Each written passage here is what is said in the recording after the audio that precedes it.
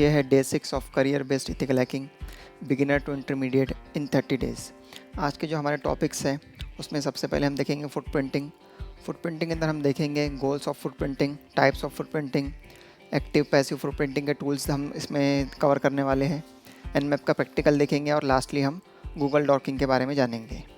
जो सबसे पहला टॉपिक है हमारा वो है व्हाट इज़ फुटप्रिंटिंग।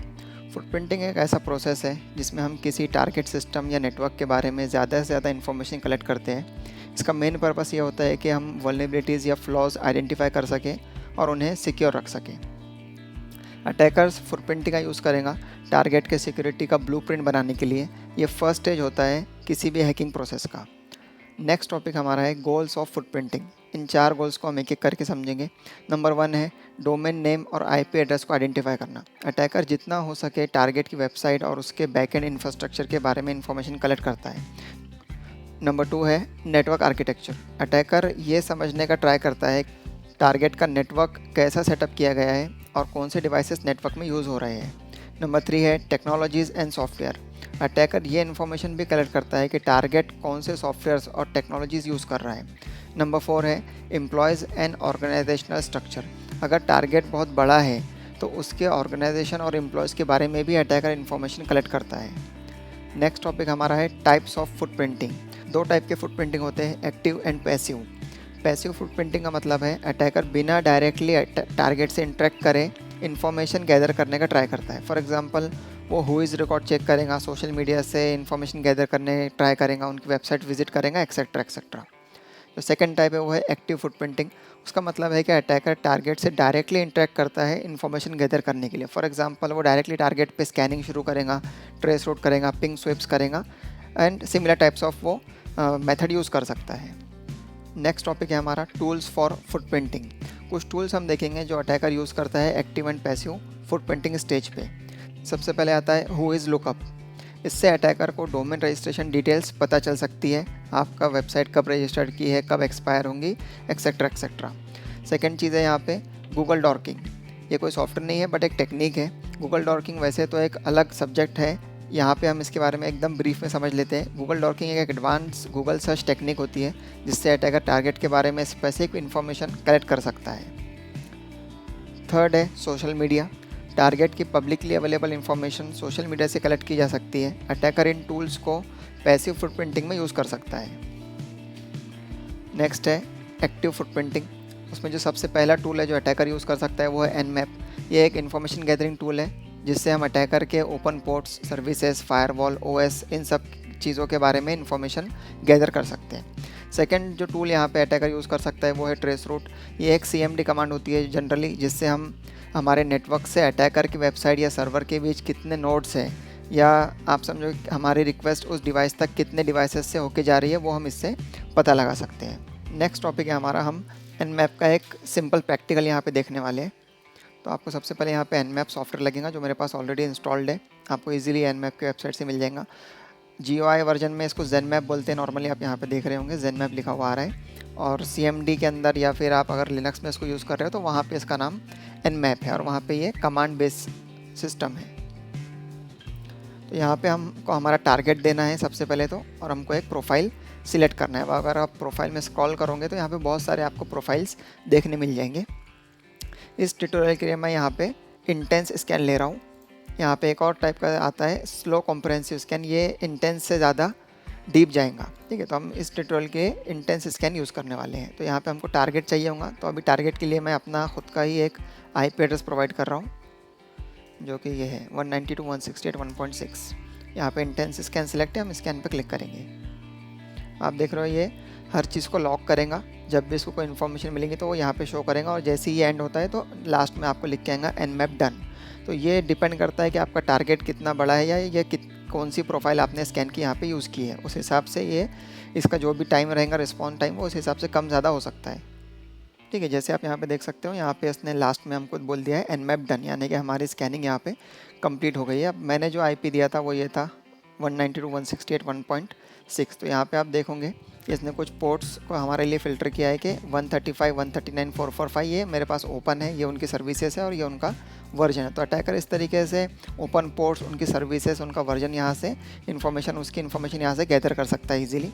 सेकंड यहाँ पे ओएस डिटेक्शन, ये बता रहा है कि मैं विंडोज़ 10 या फिर विंडोज़ 11 यूज़ कर रहा हूँ। मैं करंटली अभी विंडोज़ 11 यूज़ कर रहा हूँ, ठीक है। तो ये आपको बता देगा कि आप कौन सा ओएस यूज़ कर रहे हो यहाँ पे, ठीक है। और यहाँ पे ठीक है, आप यहाँ से जाके पोर्ट्स/होस्ट्स में देख सकते हैं। पोर्ट्स ये बताएगा जो उसने अभी आउटपुट पेज पे बताया है।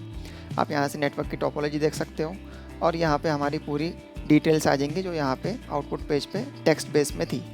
आप यहाँ देख सकते हो वही इन्फॉर्मेशन है, ये बता रहा है विंडोज़ 10 है, जो भी पोर्ट यूज्ड हुआ है वो ओएस की क्लास है, और यहाँ पे इसकी बेसिक इन्फॉर्मेशन टारगेट की उसने सब हमारे पास में यहाँ पे शो कर दिया है, ठीक है। तो इस तरीके से आपका अगर नेटवर्क की पूरी रेंज है तो यहाँ पे आप रेंज भी दे सकते हो, अगर वेबसाइट है तो वेबसाइट दे सकते हो, और अगर सिंगल आईपी है तो इस तरीके से सिंगल आईपी पे भी आप स्कैनिंग कर सकते हो।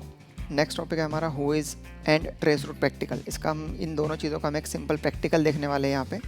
हु इज़ आपको पता ही है, जैसे मैंने अभी बताया कि हम सिंपली किसी भी डोमेन या किसी वेबसाइट का हम कुछ डिटेल इन्फॉर्मेशन निकाल सकते हैं, उसके रजिस्ट्रेशन डिटेल्स वगैरह वगैरह, ठीक है। तो हम उसके लिए कुछ वेबसाइट का यूज़ कर सकते हैं। आपको सिंपली टाइप करना है गूगल पे हु इज़ लुकअप। एडिशनली मैं एक और आपको वेबसाइट बताऊंगा अभी जिससे हम और भी डिटेल जा सकते हैं। फॉर एग्जांपल हम ये वेबसाइट ले लेंगे और यहाँ पे आपको अब आपके डोमेन का या टारगेट डोमेन का आईपी एड्रेस या फिर डोमेन नेम प्रोवाइड करना होगा। इस प्रैक्टिकल के लिए मैं मेरा ही एक डोमेन यूज़ कर रहा हूँ यहाँ पे,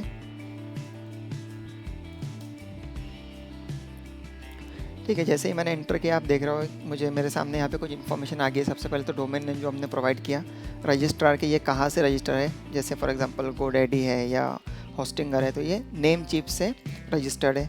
ये रजिस्टर्ड कब हुआ था, 2023 के अंदर 11th उसका मंथ है और 17 डेट है। ये एक्सपायर कब होगा, ये 2024 में, यानी कि 1 साल का रजिस्ट्रेशन है। इसको लास्ट अपडेट कब किया गया था वो भी डेट यहाँ पे मेंशन है। यहाँ पे मुझे उसके नेम सर्वर्स दिख रहे हैं, ऑर्गेनाइजेशन किसने इसको रजिस्टर किया, तो ये कोड एकेडमी मेरा ही फर्म है, उसने इसको रजिस्टर किया। स्टेट महाराष्ट्र, कंट्री इंडिया, अगर ईमेल होता तो यहाँ पे ईमेल भी ये शो करता। फ़ोन नंबर वगैरह भी ये कभी कभी शो कर देता है अगर वहाँ पे कोई प्राइवेसी प्रोटेक्शन नहीं लगाई गई हो तो, ठीक है। तो इस तरीके से आप सिंपली किसी भी आईपी एड्रेस या डोमेन नेम की इन्फॉर्मेशन यहाँ से कलेक्ट कर सकते हो। एक और वेबसाइट मैं आपको बताना चाह रहा हूँ जिसका नाम है डीएनएस डम्पस्टर। अगर आपको किसी वेबसाइट के बारे में डीएनएस रिकॉर्ड करना है या उसके सब डोमेन्स के बारे में कुछ पता लगाना है तो आप इस वेबसाइट पे जा सकते हो। यहाँ पे आपको डोमेन देना होगा और एंटर करेंगे, ठीक है। अभी इस वेबसाइट के ऊपर कोई भी सब डोमेन नहीं है, अगर होते यहाँ पे तो अब देख लो ये क्या क्या इन्फॉर्मेशन बताता है। डीएनएस सर्वर आपको बताएगा, एमएक्स रिकॉर्ड बताएगा, आपको यहाँ पे पूरा मैपिंग बताएगा डोमेन की, और अगर यहाँ पे सब डोमेन होते तो यहीं पे कहीं इसके नीचे आपको सब डोमेन देखने मिलते, ठीक है। तो इस तरीके से आप सब डोमेन वगैरह भी फाइंड आउट कर सकते हो। नेक्स्ट प्रैक्टिकल हम देखेंगे ट्रेस रूट का। उसके लिए हमको जाना होगा CMD में, क्योंकि एक कमांड है, प्री इंस्टॉल रहता है सभी के अंदर, आपको सिर्फ ये कमांड से रन करना है। तो कमांड है इसका ट्रेसर्ट फॉलोड बाय आपका जो भी आईपी एड्रेस है या फिर आपका जो डोमेन नेम है। तो मैं मेरा ही डोमेन यहाँ पे यूज़ करूँगा। ब्रीफ में बताया था ट्रेसर्ट ये करेंगे आपके लिए कि आपको ये बताएगा कि आपके नेटवर्क से उस वेबसाइट या उस टारगेट सिस्टम तक बीच में कितने नोड्स हैं, नोड्स इन द सेंस कितने डिवाइसेस से होकर अपनी रिक्वेस्ट जा रही है। ये भी डिपेंड करता है कि बीच में कितने डिवाइसेस है, उस हिसाब से ये रिस्पॉन्ड टाइम चेंज होगा इसका, ठीक है। आप देख सकते हो यहाँ पे हमारा ट्रेस जो है तो कंप्लीट हो गया है। यहाँ पे टोटल 7 नोड्स है, यानी कि मेरी रिक्वेस्ट यहाँ से निकल के वेबसाइट तक पहुँचने के बीच में 6-7 जगह वो वहाँ पे अलग अलग जगह पे मेरी रिक्वेस्ट जाती है। उसके बाद मैं इस नेटवर्क तक या फिर इस टारगेट सिस्टम तक पहुंच पाता हूं। तो हमें इस तरीके से कभी कभी डिवाइसेस की इन्फॉर्मेशन भी यहाँ मिलती है। हम इसको ट्रबल शूटिंग में भी यूज़ कर सकते हैं कि अगर कोई वेबसाइट हमें रिस्पॉन्ड नहीं करी तो उसका इशू किस नोड पे है वो भी यहाँ से हम आइडेंटिफाई कर सकते हैं। नेक्स्ट टॉपिक है हमारा Google docking and it's practical. हम उसका छोटा सा प्रैक्टिकल देखेंगे। उससे पहले मैं समझा दूँ आपको गूगल डॉकिंग क्या होती है। हम मेनली गूगल को वेबसाइट या डेटा सर्च करने के लिए यूज़ करते हैं। अटैकर गूगल को स्पेसिफिक इन्फॉर्मेशन एक्सट्रैक्ट करने के लिए यूज़ कर सकता है, जिसे हम गूगल डॉकिंग बोलते हैं। इस टेक्निक से हम गूगल को स्पेसिफिक रिजल्ट्स शो करने के लिए कुछ कमांड्स प्रोवाइड कर सकते हैं। गूगल डॉकिंग में कुछ मेटा कैरेक्टर्स होते हैं, जैसे आप यहाँ पे देख सकते हो, in text, in title and in URL। ये 3 हैं, और भी ऐसे बहुत सारे मेटा कैरेक्टर्स या ऑपरेटर्स हैं जिनका यूज़ गूगल डॉकिंग में होता है। गूगल डॉकिंग एक बहुत ही वास्ट टॉपिक है, बट यहाँ पे हम उसको इन 3 से समझेंगे, in text, in title, in URL से, जिससे कि आपको बेस समझ में आ जाएगा गूगल डॉकिंग किस तरीके से वर्क करता है, ठीक है। इसके लिए हम चलते हैं गूगल पे।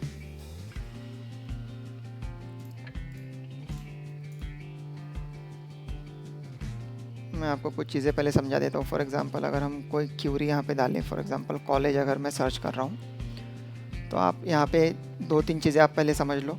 ये जो ब्लू में आपको टाइटल यहाँ पे दिख रहा है, हेडिंग दिख रही है कॉलेज, ठीक है, इसको हम बोलते हैं टाइटल। और उसके नीचे जो छोटा सा डिस्क्रिप्शन दिख रहा है 2 लाइन का, इसको हम बोलते हैं टेक्स्ट। और ये जो ऊपर आपको यूआरएल जैसा दिख रहा है या फिर ये आपको पाथ बता रहा है कि विकीपीडिया उसके अंदर विकी उसके अंदर कॉलेज, इसको हम बोलते हैं यूआरएल। तो हमारे क्यूरी के हिसाब से ये बनेगा। ये है हमारा लिए इन टाइटल, ये है हमारे लिए इन टेक्स्ट और ये है हमारे लिए इन यूआरएल, ठीक है। तो सिंपल सा इसका मतलब है इन टेक्स्ट यानी कि हम जो भी डालेंगे वो टेक्स्ट में होना ज़रूरी है सर्च में। इन टाइटल में जो डालेंगे वो टाइटल में होना ज़रूरी है सर्च रिज़ल्ट में। ऐसे ही रिज़ल्ट गूगल हमें शो करेगा, उसके अलावा दूसरे कोई रिज़ल्ट हमें शो नहीं करेगा। तो हम स्पेसिफिक टारगेट कर रहे हैं हमारे रिज़ल्ट को, ठीक है। तो फॉर एग्जांपल अगर मैं यहाँ पे देता हूँ इन टाइटल कॉलेज, ठीक है। तो अब आप अगर देखोगे यहाँ पे, ठीक है, आप यहाँ से देखते आओ, टाइटल में कॉलेज है, यहाँ पे भी है, यहाँ पे भी है, यहाँ पे भी। आपको हर टाइटल के अंदर आप कॉलेज देखने मिलेगा, ठीक है। ऐसा कोई भी टाइटल नहीं होगा जिसमें कॉलेज नहीं है। तो मेरे सर्च टर्म स्पेसिफिक हो गया, मेरा सर्च रिजल्ट यहाँ पे स्पेसिफिक हो गया। इस तरीके से अटैकर कुछ चीज़ों को फाइंड आउट कर सकता है गूगल डॉकिंग की हेल्प से। तो ये हो गया इन टाइटल।